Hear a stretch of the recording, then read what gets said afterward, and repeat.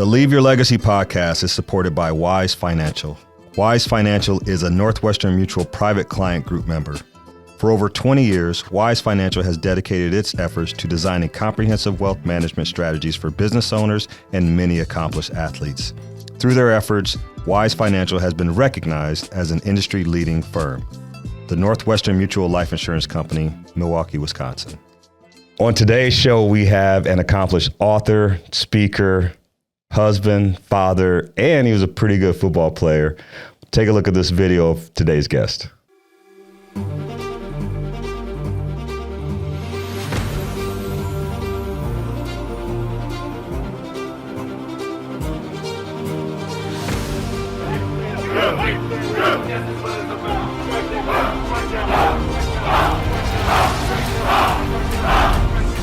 They called me.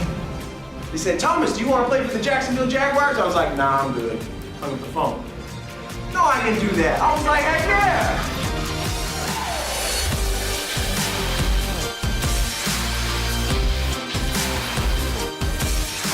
Good question. How do you keep your dream alive when you keep doubting? How do you keep your dream alive when you keep doubting yourself? Your vision of success has to be far greater than your fear of failure. You got to hold on to your dream more than you listen to anything else.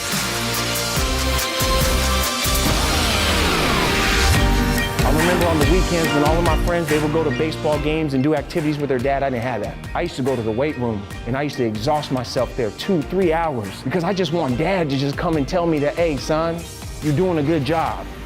But until that moment, I flipped the switch of like, you know what, man, dad ain't coming. So it's on me. I'm the one that's gonna have to look in the mirror and say, hey, Thomas, you're doing a good job, man. So if you ever want something in life, anything, a good grade, you want a car, you wanna become popular, famous, successful, people are only rewarded in public for what they practice for years in private.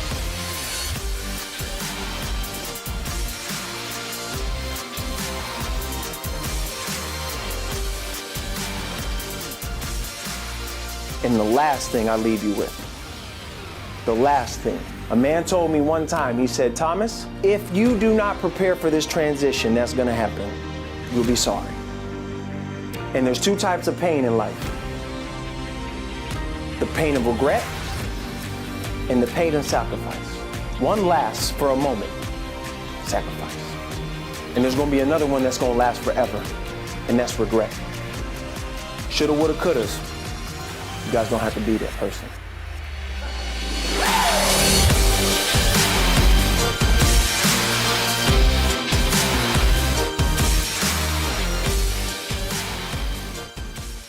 So please help me welcome to the show, Thomas R. Williams. To just give our fans a little bit about Thomas R. Williams. Yeah, man. So my parents, from going all the way back, military brat. I was born in Fort Riley, Kansas. My parents ended up getting a divorce, so my mom and I moved back to California, lived with my grandparents for a couple of years. And then it began the journey and quest, man. So being biracial, growing up in a predominantly white community, I grew up with a lot of one, daddy issues, I always say, that I've been able to clear up and fix. And then also some identity issues, being half black, half white. Yeah. Man, but I really found a calling and I really found purpose and value in playing sports. And so when I first picked up a baseball bat, I was like, wow, this is incredible. This is what I want to do. And then it really struck me is when I went to an Oakland A's baseball game, and I was in the first grade. My mom saved up enough money. We went to an Oakland A's baseball game. And at the end of the game, she asked me, how'd you like it? And I was like, Mom, that's what I want to do for the rest of my life. Like, I want to play sports. And a little bit of a side note, I'm an only child, and I tell people all the time I'm my mom's favorite. And so I love the attention. And so going to that baseball game that night, sitting in right field and watching 9 players in the defense, 1 batter in the batter's box, I was like, I want to do that. So there on out, like every basketball shot I took, I was like, all right, 5, 4, 3, 2, 1. Same thing with catching a football. I'm in the Super Bowl winning. And then it didn't really hit me until 9th grade, when my high school football coach called and was trying to get me and recruit me to play football. I was like, I don't really want to play football. I don't want to get hurt, mess up this good right arm for the big leagues. And he said, you could play baseball. And this is what I learned the art of in negotiation. Is you can play baseball in the spring, but what are you going to do in the fall? And I was like, dang, I didn't have an answer for that. Yeah, And so I went up going out playing football. And that first year, man, it captured my heart. And football became my main love. And I always tell people that baseball became the thing that kept me in shape for football. Ended up earning a scholarship to the University of Southern California. Went in the class of 2003. And so in our draft class or our recruiting class, it was Reggie Bush, Matt Leinart. I mean, the list goes on and on. Darnell Bang. I mean, I think out of the 23 freshmen that we had, about 18 of us played at least 1 year in the NFL. Wow. And so went on to USC, had a combined record of 59-6. And then when we, during the course of my college career, I didn't really even play much. And the fun fact is that people always read that I played in the NFL, so they just assume that I must have been a standout in high school, standout in college. Right. And I only started 14 games in 4 years, and like 3 of them came at fullback. So I only started like 11 games at linebacker. But the thing was, is I was so versatile, and as well as I took some of the jobs on the football field that a lot of people don't take serious, like special teams. I took those serious. Went into the NFL, played 5 years there, had a career-ending neck injury, and then life smacked me in the face. And it's, what are you going to do now? What are you going to do next? Yeah. And so I was able to take some of my transferable skills of calling defenses, being in the middle of the huddle, standing up before pregame or halftime, postgame, getting the guys really fired up. And I've been able to translate that into a successful, impactful career. What did those coaches, what did they pour into you? Like, because it's so important, because I know as a coach, we play many roles for the athletes that we coach. So I just wanted to see, get a little bit of an idea of how they impacted your life as you were playing football and then now into your adult career. Yeah, I think one of the best things that I've been around coaches ever since I was 5 years old until I was 30. And one of the greatest things that I noticed, that the good ones that really stick out, is that they care about the person. And one time I asked Ken Norton Jr., because we had 12 guys, and I mean, these are alphas, linebackers, testosterone, masculine, just ego. And I just asked him one time when it was him and I in the meeting room, and I said, how do you coach us? Like, it's almost like you know what to pull out of each one of us. You can talk to him this way. You can talk to him this way. You can talk to me this way. And he says, I always coach the person. You coach the person first and the player follows. And I think that was the first time it was actually articulated for me. That was the first time I understood it. But all the way back in high school, when Ed Santapadre kept calling me every Wednesday right around lunchtime, and I told my mom, like, when he calls, tell him I'm not here. And then it was back when you had caller ID. So you pick up the phone and you look at your phone and you're like, nope. So I'd have my mom on the phone and I go like, no. And then she'd pick up the phone. Hey, Coach Santapadre. Yeah, he's right here. And I'd be like, oh, you sell out. And so awesome. He also let me know that I could be seen. And so up until that point, I had never been really good at anything. Like, it was, I was decent, kind of like the all-star. So I was the oversized, like 8, 9, 10-year-old, and right. So I didn't have a choice but to throw the ball far and hit. And the funny story, I know, obviously your background and then your son's background, or your whole entire family's background, is that I got cut. The only time I've ever been cut from a team was my 7th grade basketball. My dreams went out the window in 7th grade. And so cut me. Then I come back the 8th grade year, and I think he felt bad for me. So he put me on the bench as kind of like the 11th man. And so I'm still 1 for 27 behind the arc. So I got a career high of 9 points in 8th grade. And so it was like, nah, you gotta do something else if you want sports. Yeah. But ultimately, the great coaches, what they do is that they see the person. They see where they struggle. They see where some of the voids are. They see where there's opportunity for growth and develop. And they build that connection, which then inside a connection, you have trust, and then you can push for commitment. And so many times coaches skip over that connection and then they just ask for commitment. And it's like, man, some of the best coaches, they saw me, built trust, and told me how great I could be, and then pushed me into the limelight that I wanted to go. Yeah, no, I feel you on that. I think that's for me as a coach, that's one of the things that's happened last year to this year with the young ladies that I coach, is building that connection and trust. So it's so huge. And going back to the point where you said you got life smacked you in the face, you have, neck injury, And one of the toughest things I've seen for athletes at any level, whether they're high school to college, college to the pros, when it's time to hang up the shoes, the cleats, the basketball, like that's a tough transition. What was difficult in that time when you're trying to like, okay, I'm done playing football. Now I have to figure it out.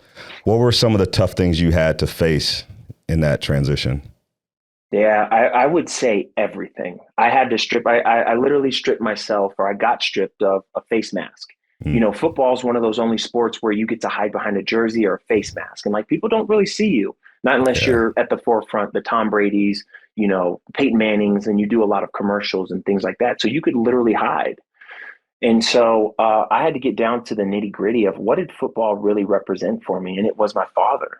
And so, like I mentioned previously, is that football gave me everything I believe that a father should give their child: discipline, encouragement, you know, camaraderie, success, failure, learning, all the journeys. And so I really became addicted to that. And I think that's why I was able to excel and go to the highest level and play in the NFL, not because I was a good football player, but because every time I went to football, I got to be around my father, if that makes sense. Yeah, absolutely. And so for me, when I got done playing, it was, you got to face that. That's okay. Now this is gone. Now you're going to have to deal with the disconnection between you and your father, which we have. And so for the last 12, 13 years, we've been building on our relationship. And so I have a much different relationship today than we did then. I think the other part is that for your whole life, you're measuring up against your times or your best stats and against other people, right? And so we know that comparison is a thief of all joy. And so for your whole entire career, you've been comparing yourself to your opponent or even to your best self. And so I knew how fast I was. I knew how strong I was. I knew how much I could jump. But I didn't know about the soft skills that I had deep down inside me that could actually be valuable for the next phase of life. And so going through the different classes or the different courses, getting certified in all of these different life skills, because I passed over them. It was, you know, you go to class, you just nod your head, take your test, pray to God you get a passing grade, go off to practice, let's beat whoever we're getting ready to play. Right. And then it wasn't until now that somebody said, wow, you're actually good at speaking. You're articulate. Oh my goodness, you actually listen really well. Man, you have this aura about you that really gets people motivated, gets people enthusiastic about whatever they're facing and doing. And then it was, how is it that you can build reps and doing something that you want to do? The first thing that I would say to my younger self, if I had to go back and tell people and say, okay, Thomas, first and foremost, you need to go see a therapist. So I was in therapy every single week for 5 years, Kenyon. Wow. 5 years. I mean, I would just go there and look at him. And still to this day, I still talk to my therapist. His name's Doug. And I just called him the other day. And it was getting to the bottom, having closure. Most times people have difficulties because they don't get that closure. The game kind of spits you out. It's a relationship that says, hey, it's not you, it's me. And then you're like, okay, if it's not me, it's you, then I'm fine with that. But then you go on game and there's another person next year wearing your jersey number, playing your position on your same team. And you're watching, you're like, wait a minute, what's wrong with me? And there's nothing wrong with you. It's just that Father Time is undefeated. And so that's the second part, getting that closure. And then the third part, so I'm going to put these 4 different categories into one thing. You have to find a new scoreboard because we're competitive. You have to find a new team because we're team oriented, right? Most of us, like if you take golf or, you know, swimming or some of these other sports, that's an anomaly. And then you have to find your position. And then fourth, you have to find your new championship. Every single year, from the time you're a little kid until whenever you're done playing, it was, this is our year. This is our year. We're going to win the championship. We're going to be number one. And so when you don't have that anymore, you're almost like, wait, what am I supposed to do? I'll never forget in college, they really encourage us to get internships. And so when I graduated college, I had 5 internships on a resume.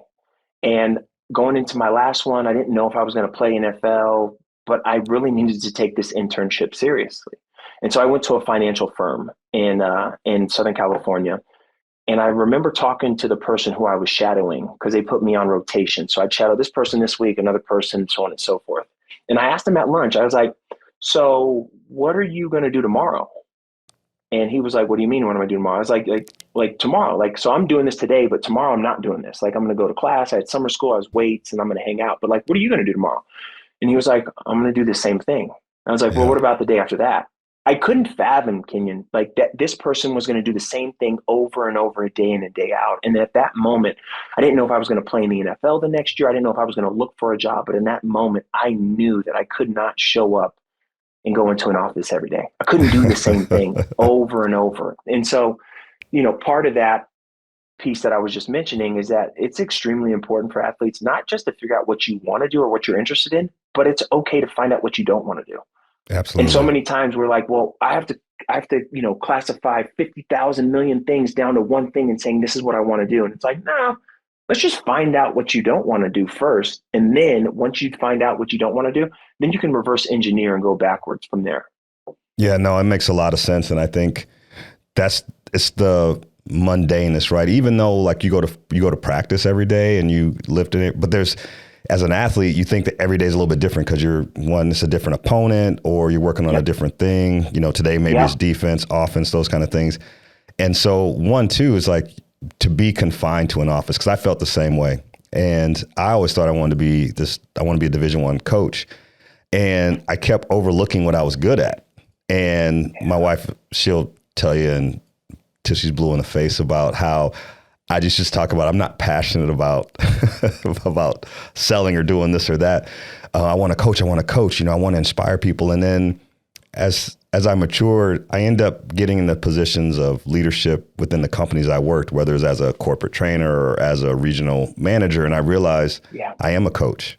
Like the skills that I had that were innate that I thought should just go to basketball were actually helping me be successful in these other areas. And I finally accepted that. But I wouldn't have gotten there if I didn't do what you did. And that's go to a counselor. And I think being able, like you said, to get to the bottom of it is huge. But maybe that's where a lot of athletes trip up, is they don't dive deep. They don't uncover these things and they really don't talk it out. And that makes transition for them really hard because they don't see how they fit in the world without their And sport. I don't know why. I obviously I did it, so I do know why.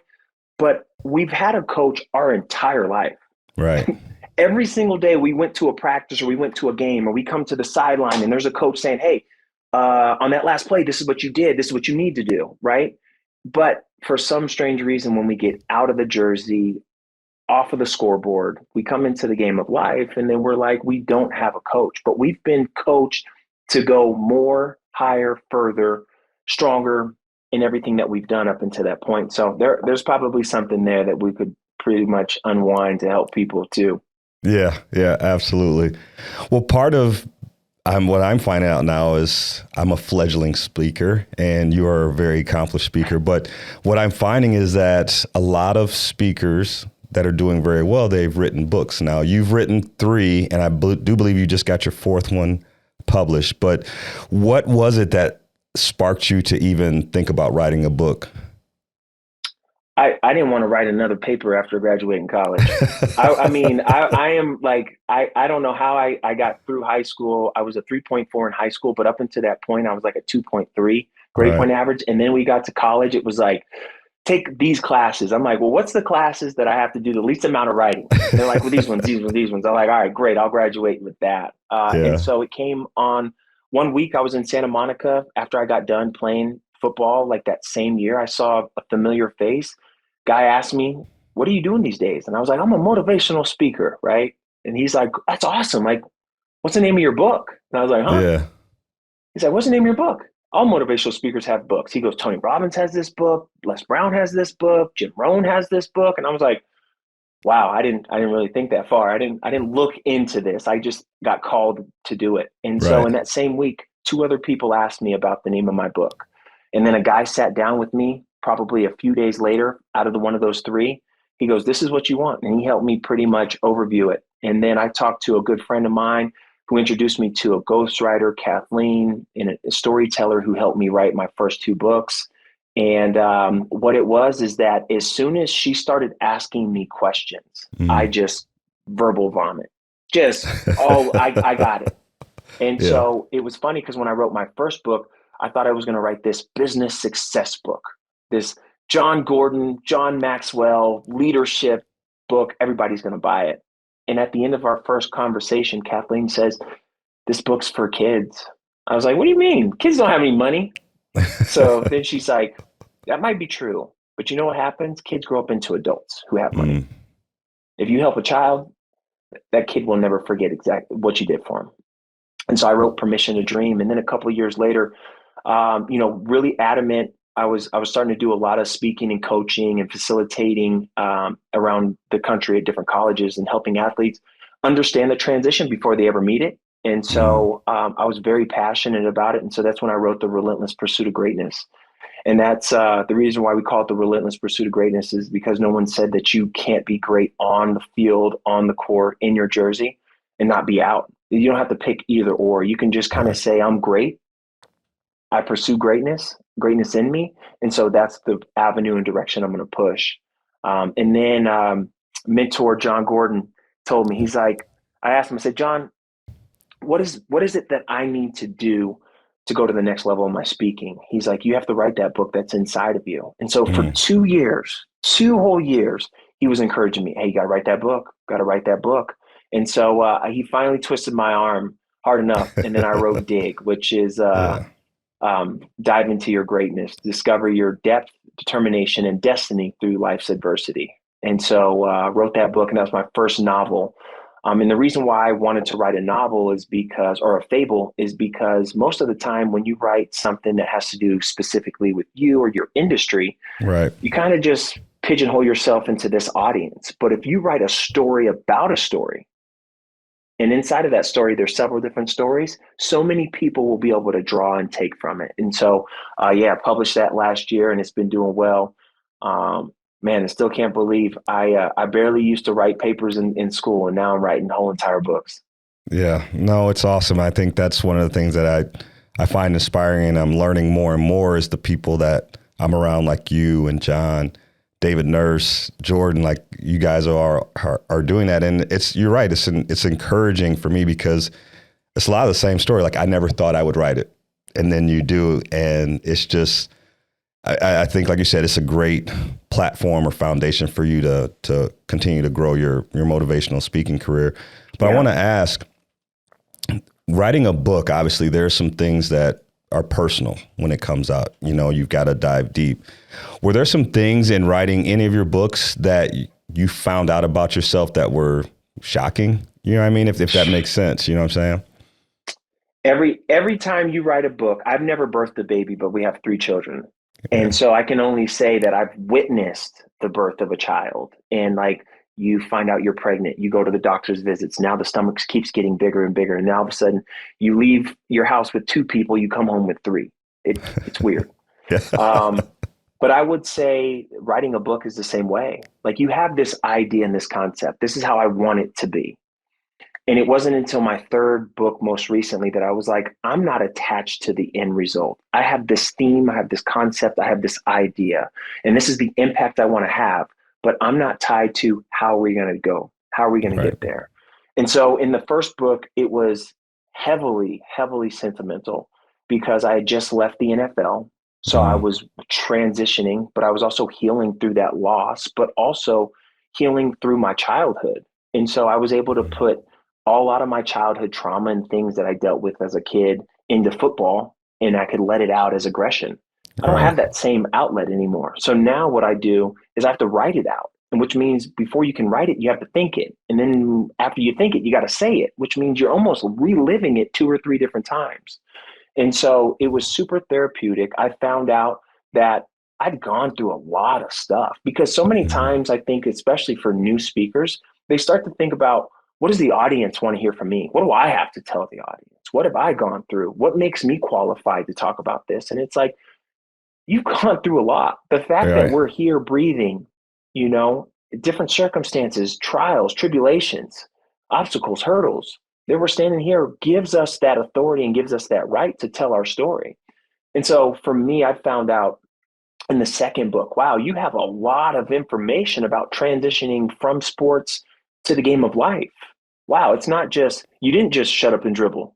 You actually went to class, you paid attention, you Yeah. networked, you thought about the big picture vision, and you maximized everything you did within that short period of time.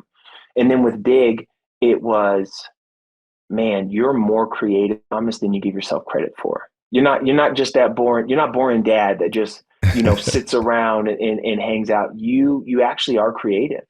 And Yeah. so it was almost like each book was a caterpillar metamorphosing into a butterfly. I love it. I love it. And like you said, there are the ups and downs. There's things you find out about yourself. And there's a quote that you said that I thought it really stuck with me. And I believe it was during maybe one of your transitional programs at USC. But you said, the closer you get to your dream, vision, or goal, the harder it becomes. And you followed it up with, if you do not want to struggle, then don't chase your dreams. Yeah. And that really stuck with me because, like you said, people think successful people don't struggle, but it's probably the most successful people that struggle the most.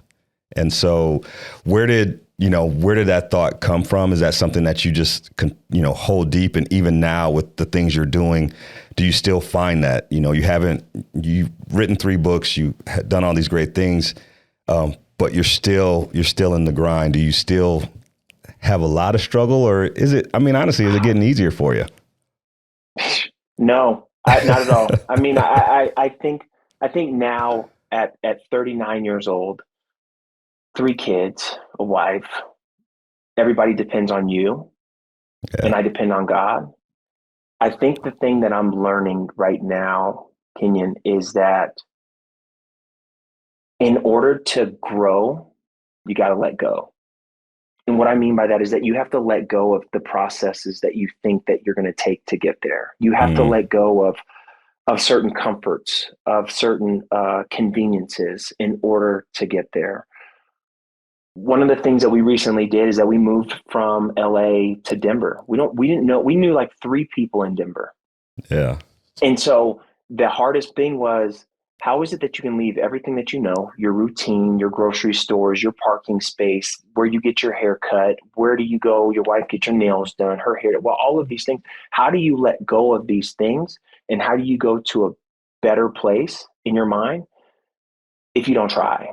I remember listening to Steve Harvey talk about like, you got to jump. And he was just Hmm. talking about like, you're never going to become as successful as you want to be unless you jump. And what's going to happen on that jump is that you're going to, before your parachute opens, you're going to scrape your knees and you're going to get cut up and you're going to get bruised and it's going to hurt. But eventually, at some point before you hit the ground, your parachute's going to open. Hopefully sooner rather than later, but it's going to open. And so what I've learned about myself is that I pursue the uncomfortable. Mm, I pursue the things that are uncommon. To sit there and say you want to play professional football, at such a young age, and then you pursue it. And so, in high school, I was a great high school football player. I was parade All-American, a top 100 player. I get to college, and now all of a sudden, that dream diminishes. It shrinks, and it's like it doesn't look like it's going to happen. Right? So why are you still pursuing this thing that doesn't look like it's going to happen? And I'll never forget that I didn't want to go back to my town and people ask me, what are you doing nowadays? right. And I tell them, oh, well, I'm doing this. And they're like, yeah, but I thought aren't you the guy who said you wanted to go to the NFL? And they don't know. I can make up any story. Oh man, I got hurt. I got injured. Coach didn't Right. like me. I can make up whatever I want to, but deep down inside, when I'm brushing my teeth at night or when I'm going to sleep and I'm saying my prayers, I know. I know. See, I only am 100% certain of what happens if you don't try, if you quit, if you give up, if you don't pursue it with everything that you have. I only know that. And it's failure. Right. But I also have proof that if you give everything that you possibly have to your dream or to the thing that you're pursuing, you might not always get it, but who you become is sometimes even better than what you get. And I Wow. found that out firsthand going to the NFL. I get drafted 155th overall. I'm like, woo, with my family and with my parents. 2 weeks later, get off the plane, land in Jacksonville. The guy who picked us all up from the airport said, welcome to South Georgia. I was like, whoa, wait a minute. That blew my mind. Walk into the locker room, and for some reason, I thought it was going to be like that church music, like, I walked through the doors, no church music. All right, well, maybe once I get to my locker, I'm gonna feel that feeling that I was like, oh man, it was worth it. It didn't. I never felt that feeling. I had ups and downs. You know the coolest feeling? The coolest feeling is when I got the picture of it still. It's when I hugged my mom. Yeah. They called my name and I said, we did it. And the reason why that moment is so strong to me and so vivid that I remember it is because in 6th grade, she came home, storming home from a parent-teacher conference. She said, you want to know what your 6th grade teacher told me today? And I was like, I don't know. Like, I talk too much in class. I'm really good at recess, and lunch is my favorite subject. She was like, no, with these tears in her eyes. And I'd seen these tears before because she was a victim of domestic violence. And she says, your teacher told me that by the time you're 16 years old, you're going to be a leader of a gang shot, stabbed, and killed. And in that moment, hugged her. And I said, I'm going to give you tears of joy. Wow. So you fast forward 11 years, tears of joy. So it was who I became, not what I accomplished, right? And so because I didn't quit in college after the injuries, because I didn't quit when I kept getting demoted, when they kept recruiting and bringing somebody in, I didn't transfer. People tried to. We didn't have the transfer portal like we did now, but I didn't quit. It's like, So when I look at myself in the mirror, I'm confident as a man because I know what I have inside of me. I know what it takes to go through something. I know what I'm going to get and who I'm going to become on the opposite side of adversity. So that when it's time to hit the stage and speak, it's like, do you get nervous? Like, of course I do. I get excited, but nervous. I'm not telling you about what I read. I'm telling you about looking back on my life, what I went through. Yeah. Oh, that's strong. That's really strong. I just, you talk about just the resolve that is created, like you said, in chasing it, ups and downs, highs and lows, good, bad. There's such a resolve that's built in people that continue to move forward. And, kind of sidebar, the whole transfer portal thing, I feel is an out, for a lot of athletes, if they don't like what's happening or what's going on. And Dawn Staley said it best. She's like, I love my players too much to let them quit. Or to make it easy. She says, your parents don't want you to struggle like they did, which is true. And, I'm a victim of that in a lot of ways as well. But it's that resolve that she's teaching the young women that she coaches and understanding, hey, you can have a bad month, you can have a bad season. That's still not going to stop me pouring into you, helping you become the best version of yourself, whether it's on or off the basketball floor. And I think as a coach, that's what we kind of, we see that. And I'm a little old school in trying to big picture when I coach the players I coach, but it's really hard because when it comes to athletics, they see these people, oh, he's at his 5th school in 4 years. And I just feel like you said, the resolve that's built through doing it the way you did, I think a lot of current athletes are missing out on that. And it's a thing to make them successful after, like I said, after you hang up the cleats, pack the ball away. Those are the things that will help you continue to be successful off the floor. Yeah. Because if you run in anything, I got bullied. And I wasn't getting bullied, but I got bullied, meaning like a guy called my house and he was a pretty well-known gang member in 7th grade, going into 7th grade. And he was like, I've been seeing you throw up gang signs. You think you're tough. You think you're this. We're going to find out the first day of school. So my first semester, Kenyon, I ran to and from school. Now I was still big, but I was like, this dude was the guy who was in 4th grade going to the high school to fight people. I was like, don't you dare. I already know how that's going to turn out. Right. So I would run to and from school. And I remember one day my mom was like, you keep running to and from school, you're going to run the rest of your life. I'm in 7th grade. And she's like, look at all the things that you missed out on. Like I didn't eat breakfast because I was like nervous every day. And then finally one day I just saw him in the hallway. And I was like, uh-oh, I'm on my way to the bathroom. I'm like, uh-oh, I should turn back in, go back to the teacher, and then go in like 10 minutes. And I was like, nope. And I heard my mom's voice. You run from this, you'll run for the rest of your life.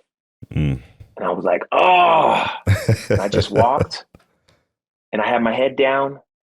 And then something just said like, hey man, either you're going to whoop me now physically, or you're going to whoop me for a long time mentally. Right. And we talked it out. We shook hands and he was like, no, you're good. I was like, wait a minute. I had created this whole like outcome in my mind that you wanted to like kill me. But Wow. what happened? I was able to squash it, but I missed out on my whole semester. And I'll never forget that. I do not want to run. It sucks. It might hurt. It might laugh. But you know what? I'm stronger than it. Yeah. And you just have to have that mentality. Whatever the circumstances are, is that I'm stronger than it. I'm stronger than it. It ain't stronger than me, and it ain't going to make me run. Yeah, man, that hits me. And, you know, I share with you my story with my wife and marriage and almost losing all of that. And that was what it was. I had been running for so long, and it just got to that point where the text she sent me, I was like, okay, here's the point. Are you going to stand and face it, or are you going to keep running? Because if you run, you know what's going to happen. But even in that, even if I face it, I still may not save my marriage, but I know in that moment I'm going to become a better person, a better man. Yeah. And yeah, that's so true. And obviously that was a decision I'm very happy I made. Yes, sir. 6 years ago. So staying with family though, too, like I want to ask, like, how are you balancing it? I know you got a newborn, you got 3 kids, new place. Like, what's life like for you? How are you balancing everything? My in control is being out of control. My in control is being Right. out of control. And this is the time, because I was in LA for 20 years. I've been so comfortable. I knew where to go, when to go. I knew the traffic times in LA, which is hard, but I knew it. Right. Right. And I think being in this season of life, there's a lot of trust in God, because there's so many unknowns that if I try to do what I've always done, which is try to reverse engineer it, try to manipulate it, or try to, think my way through it, I'm going to become exhausted. Somebody's going to feel neglected in my family. And then I'm going to be the opposite of everything that I want to be. And so in this season of life, my balance comes from, can I do my 3 things that I need to do for my self-care every single day?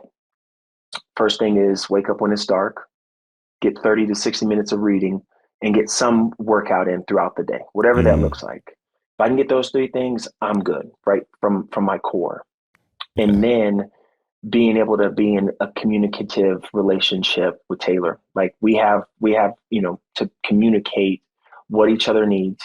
How is it that we can support? How is it that I can relieve her of some of the burdens? How is it that she can, relieve me, and having that true partnership. Yeah. And then 2, getting excited about what God has in store. Because if we already knew the answers, like, I mean, how many times in life it's like, okay, I'm going to do this, and I'm going to do this, and I'm going to do this. And then when it happens and it was a miracle, and you're like, all right, I kind of expected that. Yeah. But let's say if you let go of like step 5, 6, 7, 8, 9, 10, and you just kind of were like, I'm going to focus on this step. I'm going to think about the next step, but after that, I'm done. And then what happens? You're like, wow, perfect story. We move in on May 1st into our house. That night, we still had boxes, still had everything, right? I look over on the couch. Taylor's sobbing, crying. And I'm like, oh man, it happened. She misses home already. Yeah. Homesick. Did we make the right decision? And so I walk over there, and I was starting to like feel sick. And I was getting ready to tell her like, hey, I don't know how much I can do tomorrow with the boxes. I'll do as much as I can, but I'm sick. And so I'm like consoling her, and I'm, hopefully she feels better by what I'm saying. And she looks at me and she goes, I'm pregnant. I'm like, wait a minute. I only signed up for like a new grocery store, a new school district. I didn't sign up for a new human. And so I automatically, instantly got this burst of energy. Like I was like, oh my gosh, I'm not even sick anymore. Tomorrow, I'm going to unbox every single box. I'm going to help out. I can do it because I was so excited. I didn't plan for this. And 24 hours ago, we were in LA. Yeah. Which, if we would have had this experience in LA, I don't know how it would have felt like in LA, but we're here. Then we go to the first doctor's appointment, and they say that our son has this cyst on the back of his neck. And they start talking about all of these implications. So now she's in the high risk. We're in a new place. She's pregnant, high risk. We go to our second doctor's appointment. So they do the ultrasounds. They're looking and they say, you know what? It's probably better if you terminate this child. Wow. And I'm like, wait, what? Wait a minute, huh? So she looks at me like, what do you think we should do? And I cannot make this up. In like that same moment, we look at the ultrasound and we see the baby's arm moving. Yeah. Like, no, I'm here. And Wow. so in that moment, I was like, okay, if it's a boy, we get Bryson, middle name Steele, last name Williams. So we go throughout this whole entire pregnancy, and every single time we go to the doctors, we don't know what they're going to tell us. It's like, oh, he's a little small. Oh, he still has this cyst on his neck.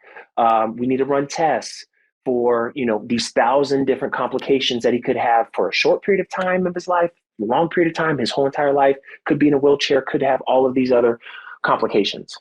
Yeah. So she looks at me, I look at her, like coming up to the point where, what are we going to do?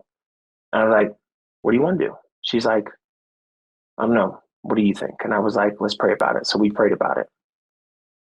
And in that night, like God was like, nah, he's going to be perfectly fine. He's going to be your son. Yeah. And that name Steele is going to be great because he's strong from the inside out. Before he ever breathed one breath, before he ever took one step, before he could do anything right, wrong, or indifferent on this earth, he was tested.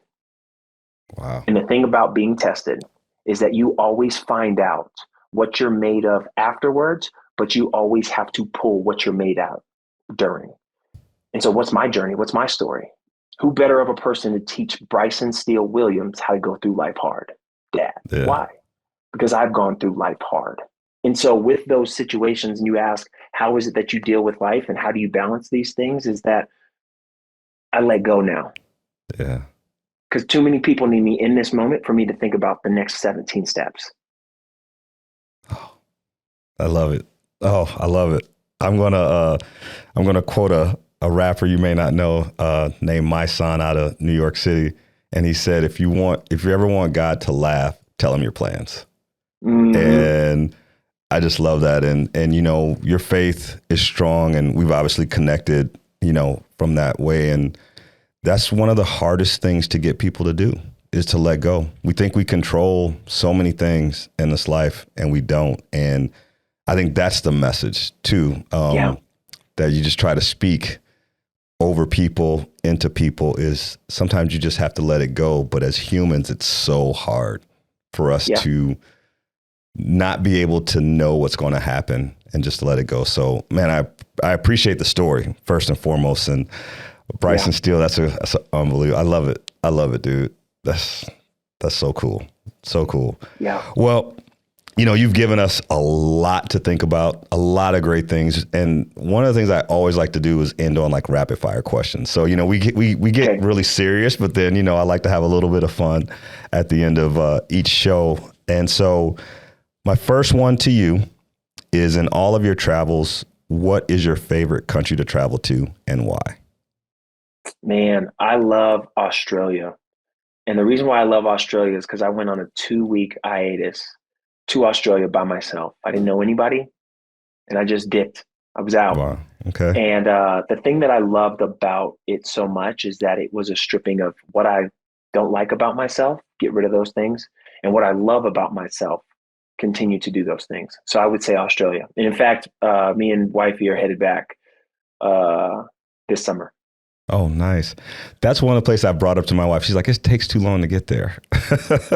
So, but you know what though, man, with your status, your miles and all of the partnerships that you have, you guys it's not even gonna take too long. You guys are gonna be going to sleep for 8 hours. You wake up, they give you food all the time, movies. Like you close your eyes, you're like, man, we're here already. Yeah. That definitely is a bucket list country for me. Second one, you have a romantic evening plan with your wife. And you can go anywhere in the world. Where would you take her?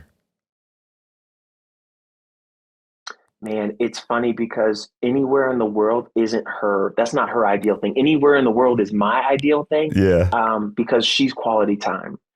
And so I would take her. I would plan and prepare something that's everything is thoughtful. So it would be a picnic Mhm. somewhere where it's just her and I.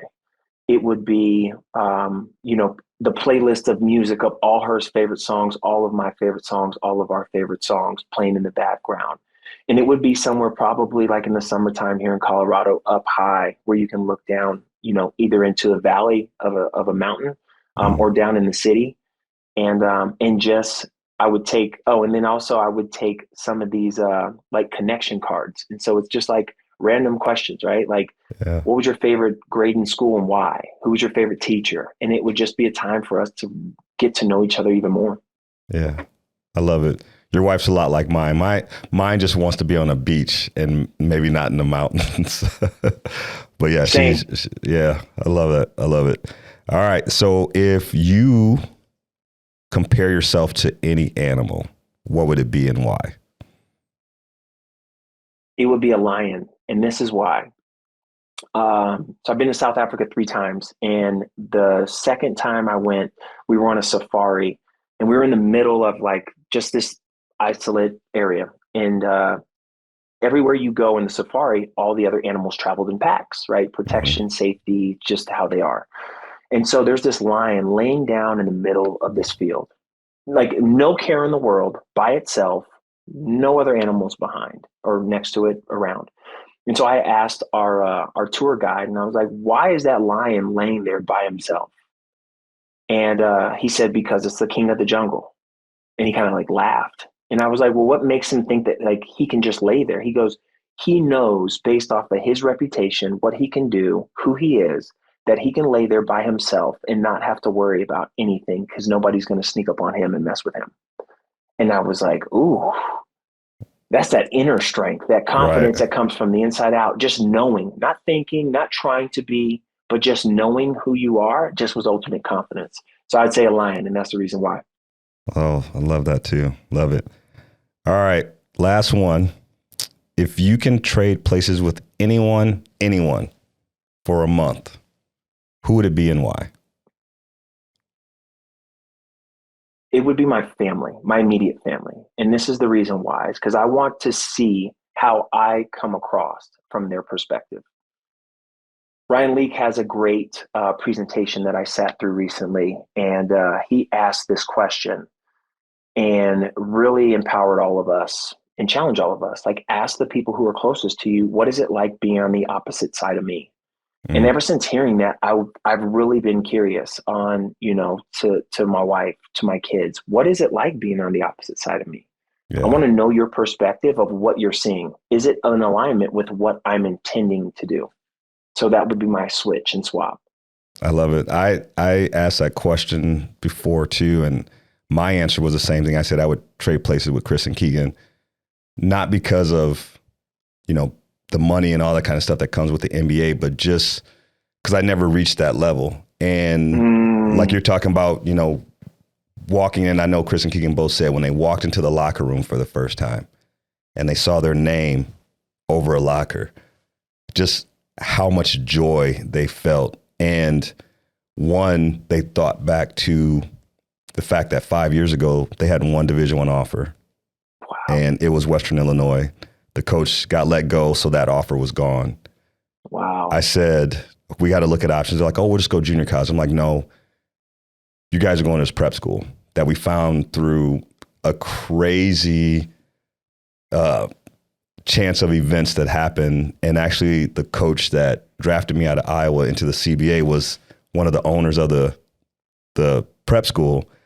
Yeah. And it was just one of those things, like I said, there's nothing in life I'm ever going to tell you you have to do except this thing. Because I know there's more in you that people haven't seen. And Yeah. so through that journey and then obviously going to Iowa and then being drafted, just their feeling of accomplishment, their feeling of we set a goal. And even though we wanted to waver, our parents were there. I didn't know how I was going to do it. They moved to Florida for 6.5 months with my wife when we're going through the Wow. midst of our marriage struggles and going through counseling. And we didn't know. We Wow. said, listen, we don't know if we're going to be together at the end of this, but for our kids, we have to do this. Oh, yeah. And when you said, "We made it." The jersey that's in Chris and Keegan's jersey is on the wall, and Keegan wrote on his. He said, "Thank you to my coach, my dad, my biggest cheerleader. We made it." And that's so cool. Like that feeling, that they felt, like I just, I would definitely want to change places with them because it's such a huge accomplishment when nobody else believed in them but us. And they had some good coaches along the way. So I know that was long and drawn out, but yeah, just I feel you when it comes to the family thing. And I truly, truly appreciate you sharing what you shared with me and for our audience. So I just want to say thank you, brother. It's been awesome getting. Thank you for what you do. Oh, I appreciate it. I still remember that last walk we had in Colorado. Yeah. That was, I felt like that was that moment where, I don't know, I just felt like I gained so many more brothers at the retreat during that time. And then you feel like there's so many ways we're connected. So I just want to say thank you. You've inspired me in ways you have no idea.